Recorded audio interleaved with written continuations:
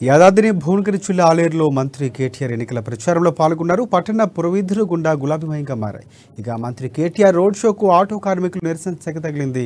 అధికారంలోకి వచ్చిన 3 రోజునే యాదాద్రి కొండపైకు ఆటో కార్మికులు అనుమతిస్తామని హామీ ఇచ్చారు. కేసీఆర్ అధికారంలోకి వస్తే రైతు బీమా, బీసీ బంధు, ఉచిత కరెంటు ఇస్తామని రైతులకు భరోసా కల్పించారు.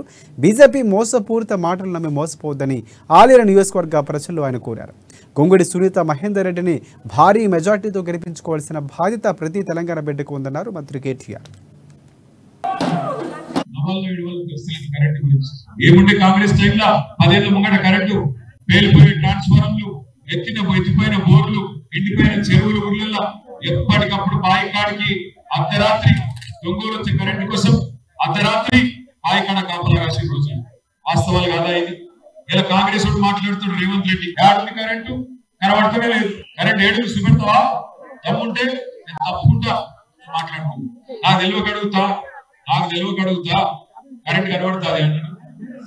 మన బుద్ధులు మెదడు మోగోళ్ళకు నేను ఒకటే చెప్తున్నా, వెంకటరెడ్డి రేవంత్ రెడ్డి ఓ పని చేయండి ఇద్దరు. నేను మా సునీతకు చెప్తా గౌడ్ సాబ్ చెప్తా, మంచి బస్సు పెడతాం, బస్సులు ఎక్కుండి బిర్యానీ కూడా పెడతాం. ఆలేరు నియోజకవర్గంలో ఏ మండలం పోతావో పో, ఏ ఊరికి పోతావో పోయి గట్టిగా కరెంట్ వైర్లు బిగబట్టు. వస్తుందా లేదా తెలిసిపోతుంది కరెంట్. కరెంట్ గురించి ఏముంటే కాంగ్రెస్ టైంలో 10 ఏళ్ల ముంగట కరెంటు పేలిపోయే ట్రాన్స్ఫార్మర్లు, ఎత్తిపోయిన